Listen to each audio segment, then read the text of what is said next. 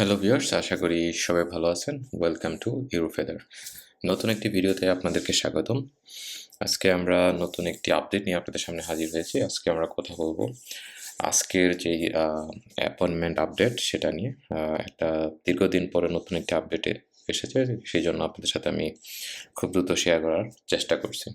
আসলে ব্যস্ততার কারণে অন্যান্য ভিডিও বানানোর সময় পাই না। সো আমি জানি যে আপনাদের জন্য আসলে এই আপডেটটা খুবই গুরুত্বপূর্ণ, তাই আমি চেষ্টা করি এই আপডেটটা যাতে মিস না হয়। চলুন দেখে নেওয়া যাক যে আজকের যে ডক সাবমিশন অর্থাৎ ৩০ মের যে ডক সাবমিশন মেইল দিয়েছে সেটার ডেটাগুলো। আসলে ২০২২-এর যে অ্যাপ্লিকেন্টস আছেন স্টুডেন্টরা, সেখানে হচ্ছে অগাস্টের জন্য প্রায় ৩০০-রও বেশি স্টুডেন্ট, অ্যারাউন্ড প্রায় ৪০০ স্টুডেন্ট রেজিস্ট্রেশন করেছিলেন। এদের মধ্যে অনেকেই ক্যান্সেল করে অ্যারাউন্ড ৩০০ প্লাস স্টুডেন্ট এখনও আছে। আর সেপ্টেম্বরে সেটা হচ্ছে ১৩০ বা তার একটু কম বেশি। আর আজকে যারা ডকুমেন্ট রিসিভ করেছেন এদের হচ্ছে কাভার করছে যে ২০২২ সালের ২৯ জুলাইয়ের অ্যাপ্লিক্যান্ট থেকে ২০২২ সালের 7 অগাস্ট পর্যন্ত এখানে প্রায় ১৩০ জনেরও বেশি অ্যাপ্লিক্যান্টস বা একটু কম আছে। এবং যারা সর্বশেষ ডক সাবমিশন করেছিলেন তাদের ইন্টারভিউ ডেটগুলো হচ্ছে জুন এবং জুলাইতে। আসলে এমবিসিতে বিভিন্ন প্রোগ্রাম থাকার কারণে এবং এই মাসে অনেকগুলা ভ্যাকেশন থাকার কারণে, জার্মান ভ্যাকেশনগুলোর কারণে অনেক হয়তো একটা লম্বা বিরতির পর ডক সাবমিশন মেল এসছে। নর্মালি আমরা প্রতি মাসে একটা করে ডক সাবমিশন মেল পাই। তো তাছাড়া জার্মান এমবিসি ইরাসমাসের স্টুডেন্টদের নিয়ে ব্যস্ত থাকার কারণে হয়তো এবার একটু লেট হয়েছে, বাট লেট হলেও ফাইনালি ডক সাবমিশন মেল আপনারা পেয়েছেন। আর এখানকার যে ডাটাগুলো দেখতেছেন সেখানে এক্সাক্ট হচ্ছে ১-২ জন, ৪-৫ জন বা কয়েকজন অ্যাপ্লিক্যান্ট কম বেশি হতে পারে। এই জন্য আমি প্লাস অথবা মাইনাস দিয়ে সেটা আমি ইন্ডিকেট করে রেখেছি। সো এটা আসলে এক্সাক্ট ১৩০ জন না, ১৩৫ জন হতে পারে, একটু বেশি হতে পারে, অথবা ১৩০ জন একটু কম হতে পারে। তো এই ছিল হচ্ছে আজকের ডক সাবমিশনের আপডেট। প্রায় ১৩০ জনের বেশি বা কম স্টুডেন্ট আজকে ডক সাবমিশন মেইল রিসিভ করছেন এবং এদের মধ্যে প্রায় ৭০-৮০ জনের মতো অলরেডি আসলে ডক সাবমিট করে দিয়েছেন। এখানে হয়তো অনেকে যারা অ্যাপয়েন্টমেন্ট ক্যান্সেল করেন নাই, হয়তো অনেকেই অফার লেটার হাতে নাই কিন্তু অ্যাপয়েন্টমেন্টগুলো ক্যান্সেল করে নাই, যার কারণে হয়তো অন্য আপনার পরবর্তী সিরিয়ালে যারা ছিল তারা হয়তো সুযোগ পেত। তো যাই হোক, এটা আপনাদের কাছে রিকোয়েস্ট থাকলো যারা আসলে জার্মানিতে যাবেন না বা হাতে অফার লেটার নেই, তারা অ্যাপয়েন্টমেন্ট ক্যান্সেল করে দিবেন। ফ্যামিলি ইউনিয়নের নতুন কোনো আপডেট নেই। সেটা হচ্ছে যারা সর্বশেষ ডক সাবমিট করেছেন তাদের ইন্টারভিউ ডেট দিচ্ছে মাঝে মধ্যে কয়েকজন করে। সর্বশেষ ডক সাবমিশনে প্রায় নভেম্বর ২ তারিখ থেকে ডিসেম্বরের ৬ তারিখ পর্যন্ত যে অ্যাপ্লিক্যান্টগুলো আছে তারা ডক সাবমিশন মেইল রিসিভ করেছেন এবং এদের মধ্যে অনেকে অলরেডি ইন্টারভিউ ডেট পেয়ে গেছেন। আশা করি জুন মাসে ফ্যামিলি ইউনিয়ন অ্যাপ্লিক্যান্টরা নতুন একটি ডক সাবমিশন মেইল পেতে পারেন। তো যারা আসলে ডিসেম্বরের অ্যাপ্লিক্যান্ট বা জানুয়ারির অ্যাপ্লিক্যান্ট তারা অবশ্যই আপনাদের সকল পেপারস স্পাউসের আপনারা রেডি করে রাখবেন যাতে রাইট টাইমে ডক সাবমিট করতে পারেন। আশা করি জুন মাসে ইনশাল্লাহ একটি নতুন ডক সাবমিশন মেইল আপনারা পাবেন যারা ফ্যামিলি ইউনিয়ন অ্যাপ্লিক্যান্ট আছেন। এখন চলে যাই আবার স্টুডেন্ট অ্যাপ্লিক্যান্ট আপডেট নিয়ে। যাদের ডক সাবমিট করেছেন তাদের ডেটগুলো হচ্ছে জুন এবং জুলাই মাসে পড়েছে এবং এই ডেটগুলো আসলে র্যান্ডমলি। অনেক সময় দেখা যাচ্ছে আপনি যেদিন ডক সাবমিট করছেন এর পরের দিনই ডেট পেয়ে যাচ্ছেন। আবার অনেকে দেখা যাচ্ছে আপনার আগেও ডক সাবমিট করে ১ মাস পরে ডেট পাচ্ছে। এটা আসলে তারা কিভাবে চেক করে এটা আমার জানা নেই। তাদের মেবি তারা সমস্ত ডকুমেন্ট চেক আপ করার পরে তাদের যদি ফাঁকা স্লট থাকে তারা একটু আর্লি ইন্টারভিউ কল করে থাকে আরকি। এটা সম্পূর্ণ আসলে লাকের উপর ডিপেন্ড করে। এটা আসলে বলা যায় না। অনেকেই আসলে আমাকে কমেন্টস করে জানিয়েছেন যে আসলে আমি আগে ডক সাবমিট করেও আমার পরে যারা আছে কয়েকজন ইন্টারভিউ ডেট পেয়েছে। সো এটা আসলে বিগ ইস্যুস না। এখন পরবর্তী যে ডক সাবমিশন যেটা আসতে পারে সেখানে হচ্ছে অগাস্টের ৭ তারিখ থেকে অগাস্টের ৩০ তারিখ পর্যন্ত এর ভিতরে যত অ্যাপ্লিকেন্টস আছে আশা করি আপনারা ডক সাবমিশন মেইল রিসিভ করবেন। জুনে অবশ্যই একটি ডক সাবমিশন মেইল পাবেন। আর যারা সেপ্টেম্বর অ্যাপ্লিক্যান্ট আছেন ফার্স্ট উইক বা প্রথম 2 সপ্তাহের যে অ্যাপ্লিক্যান্টসগুলো আছেন, তারা অবশ্যই আপনাদের পেপারস আপ টু ডেট করে রাখবেন। এবং যাদের হাতে অফার লেটার নেই, আশা করি আপনারা খুব শীঘ্রই অফার লেটার পাবেন। যারা অলরেডি অ্যাপ্লাই করছেন, এখনও সময় আছে। সো ধৈর্য ধরুন, ইনশাল্লাহ আপনাদের জন্য ভালো কিছু আসবে।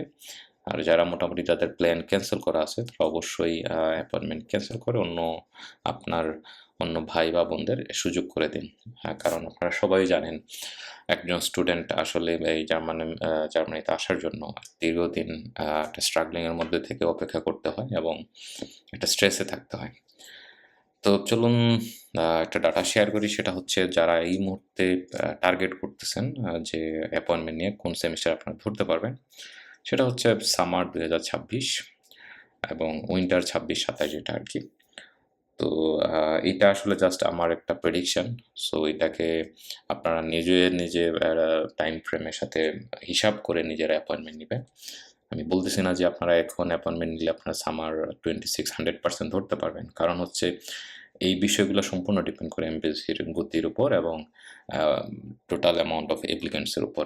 কারণ 2023 সালে 24 সালে প্রত্যেক মাসে প্রচুর পরিমাণে অ্যাপ্লিক্যান্টস অ্যাপয়েন্টমেন্টের জন্য রেজিস্ট্রেশন করতেছেন।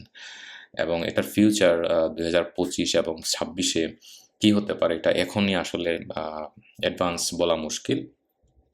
বাট আপনি প্রিপেয়ার্ড থাকবেন যাতে হচ্ছে আপনার রাইট টাইমে যাতে আপডেটগুলো নিয়ে আপনি যাতে রাইট টাইমে ডক সাবমিট করতে পারেন, আপনার হাতে যাতে এনাফ সব ডকুমেন্টস, যে রিকোয়ার্ড ডকুমেন্টসগুলো আছে সেগুলো হাতে থাকে।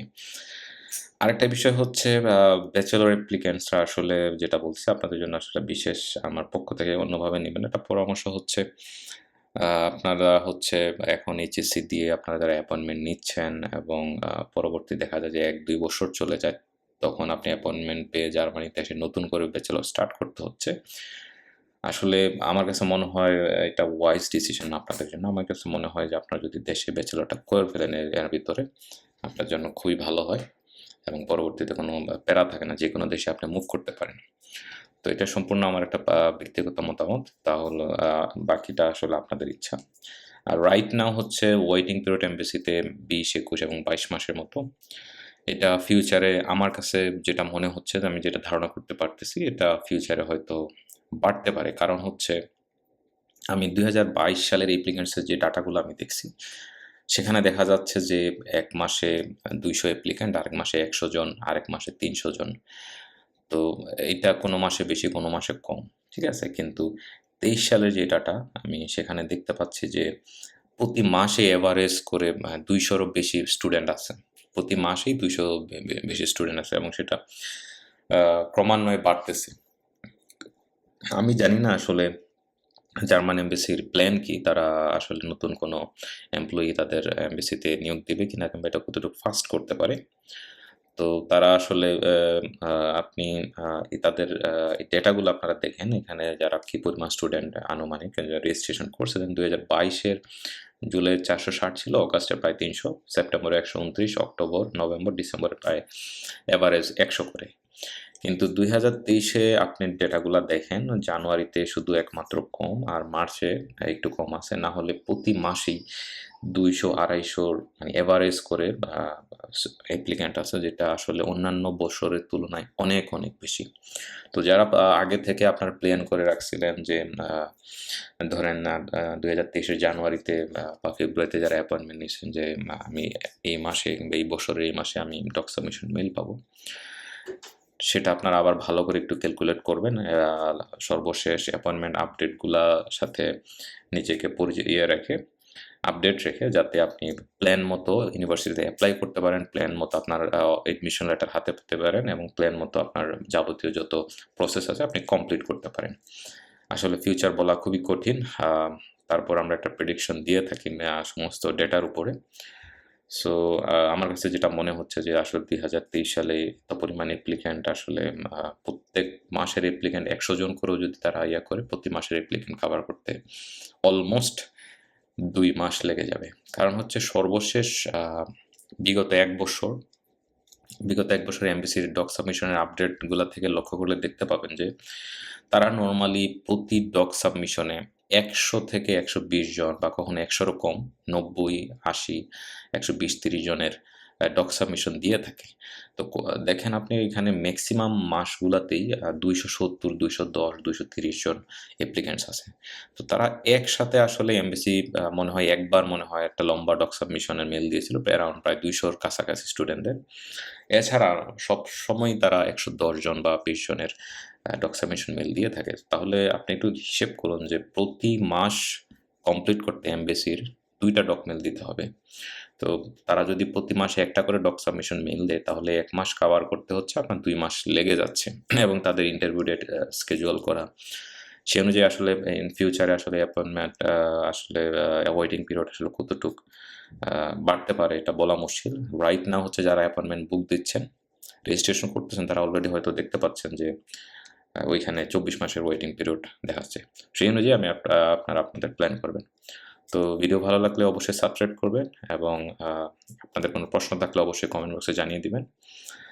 আমি ইনশাল্লাহ ফ্রি হলে আপনাদের জন্য আরও নতুন কন্টেন্ট বা নতুন ভিডিও নিয়ে আপনাদের সামনে হাজির হব। আবার জার্মানিতে এই মাস থেকে জুনের 1 তারিখ থেকে হচ্ছে যে চান্স কাটার একটা অপশন শুরু হচ্ছে, সেটা নিয়ে আপনাদেরকে আমি বিস্তারিত লিখব এবং ট্যাক্স এবং অন্যান্য এমপ্লয়মেন্ট বিভিন্ন বিষয় সম্পর্কে কে আমি ভিডিও দেওয়ার চেষ্টা করব।